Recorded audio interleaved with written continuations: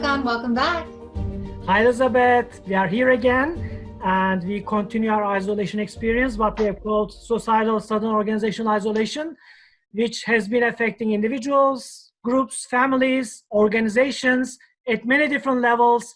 And now we are shifting our focus from the individuals and families to organizations today, and we are taking a more interdisciplinary approach to look at some important organizational questions today about nonprofit organizations and how nonprofit organizations are going through this process by focusing on crisis management in isolation.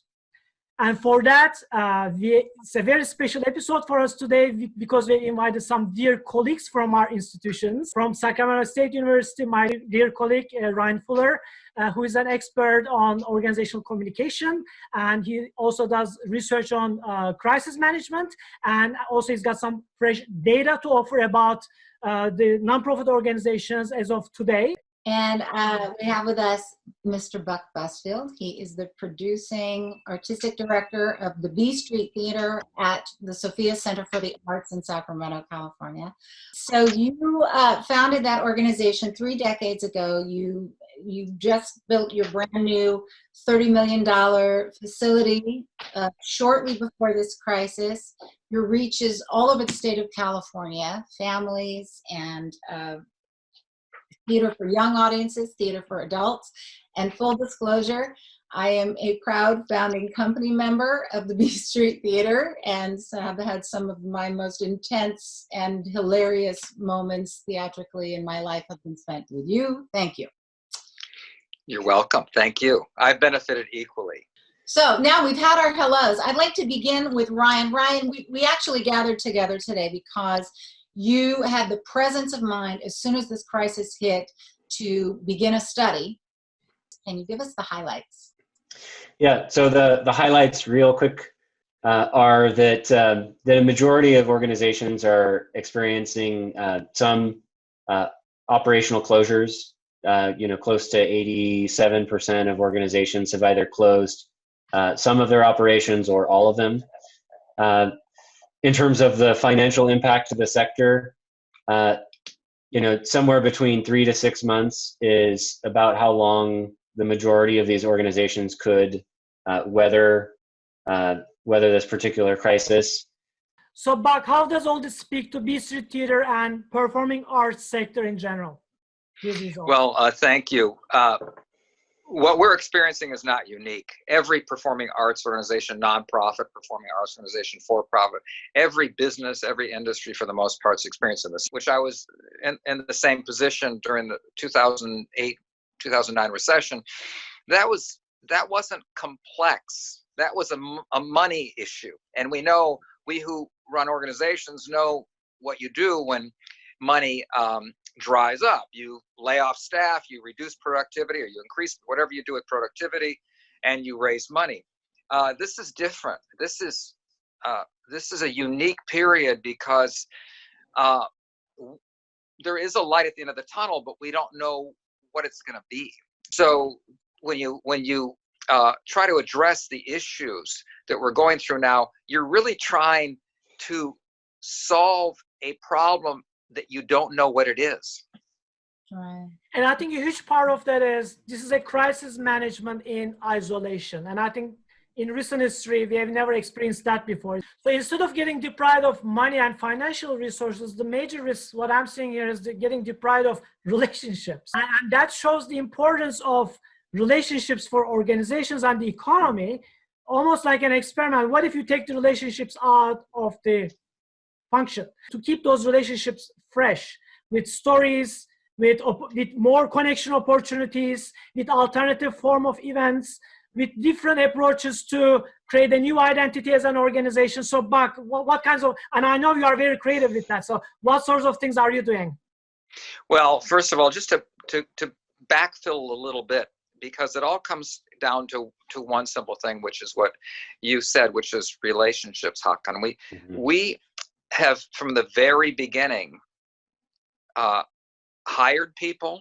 We were founded by people and hired people and hang on to people, maintain people that like people.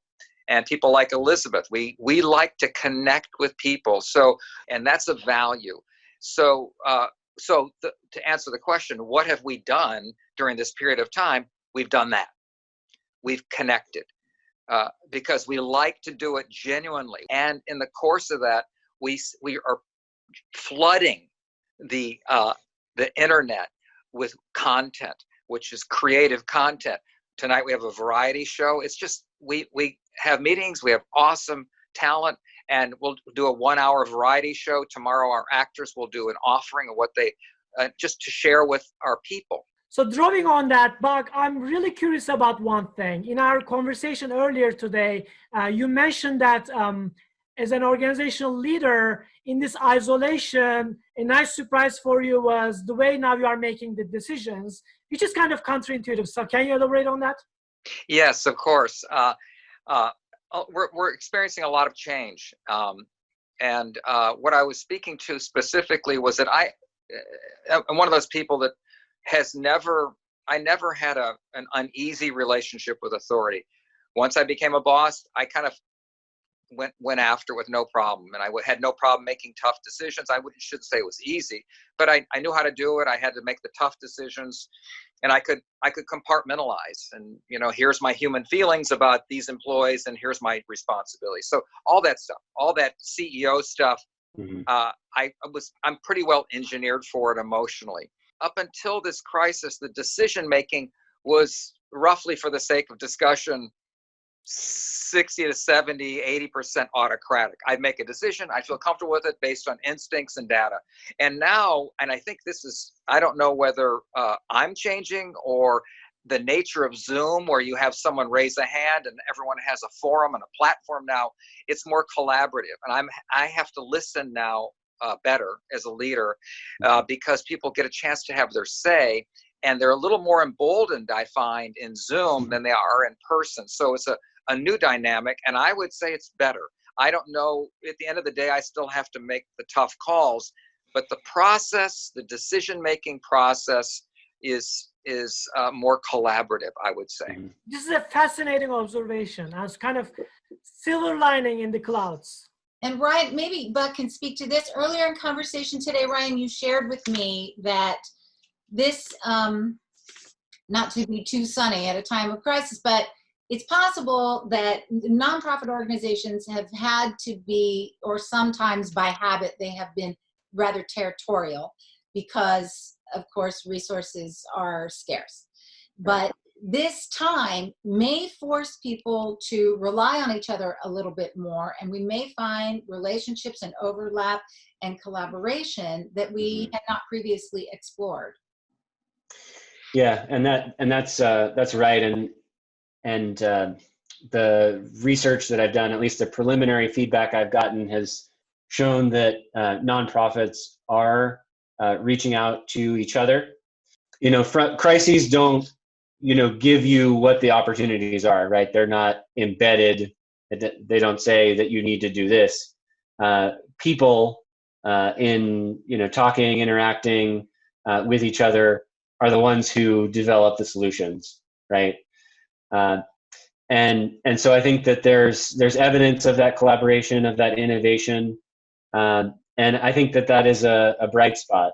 Ryan said he would facilitate in any way possible these kinds of cross-pollinations between organizations. He has a sense, having done all of this research, of who may be well paired to help each other out in various sectors, who has overlap, who may be able to integrate. The exact quote was, he would lie down in a puddle for them to walk over me if I could do that. Oh, I could. lovely. And also in your report, there are some important facts that I think we need to highlight. 15% of states' gross domestic product is from nonprofit organizations, and they employ 1 in 14 people. So nonprofit organizations is a part of the engine of the economy also. In addition to beautifully having our societies flourish, they also have an economic function. So along these lines, we almost have the social responsibility to make sure that also, given that there's this critical 6-month period that we need to take into account. So what might be the alternative ways in which we can collectively support nonprofit organizations? So there are lots of things that people can do. I think right now is a high empathy time. Most of us understand that, this could be a while, and that the organizations that we love and that we support are hurting. And these are things that we can do, right? You can give, you can volunteer, you can advocate for the organization. It's quite amazing. Like, we see a lot of compassion, so empathy and love for these nonprofit organizations that we are connected to. So it's a new emotion that's arising right now, and it's genuine. We love some of the organizations. Like, I love B Street Theater, and I want B Street Theater to survive and flourish. So it's an interesting relationship dynamics that's developing right now between individuals and organizations who are in dire needs of support.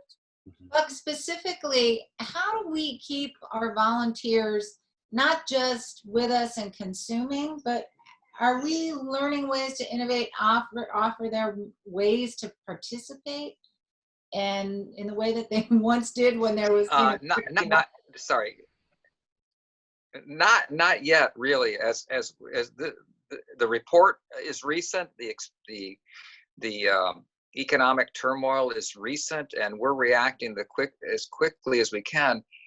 We do have volunteers. They're helping us, but primarily we're just talking to them, keeping the lines of communication open.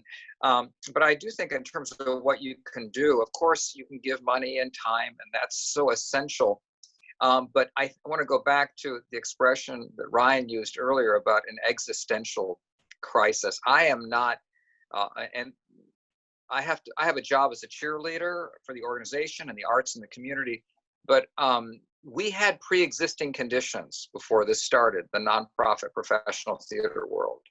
Mm-hmm. We didn't come into this thing in perfect health. And that's primarily because we watched competition on the couch, Netflix, Amazon Prime, HBO, Showtime, where excellent entertainment is available in your home now. So people still are going out, but they're choosing to eat and go watch a fabulous series on TV.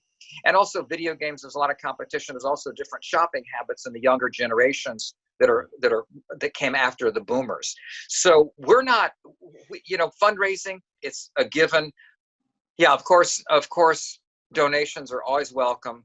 Volunteerism is the heart and soul of a lot of nonprofits, but because of the state of nonprofit professional theater before we entered this crisis, I'm not sure that simple fundraising and support's going to see us to a new day. Hakan, do you have any final thoughts for us? Well, I think we just need to develop a new paradigm and model for nonprofit organizations as soon as possible, not only during this period, but also the recovery. And so the sooner the better, because we want these theaters back as soon as the day we are out of our homes and all the other nonprofit organizations. And this is a major reason why we are having these episodes. CBA Organizational Wisdom Studio, our goal is to create new mental maps so we can start thinking about these models as soon as today. Thank you so much for joining us. Our pleasure. Thank you. Thank you, everybody. Bye.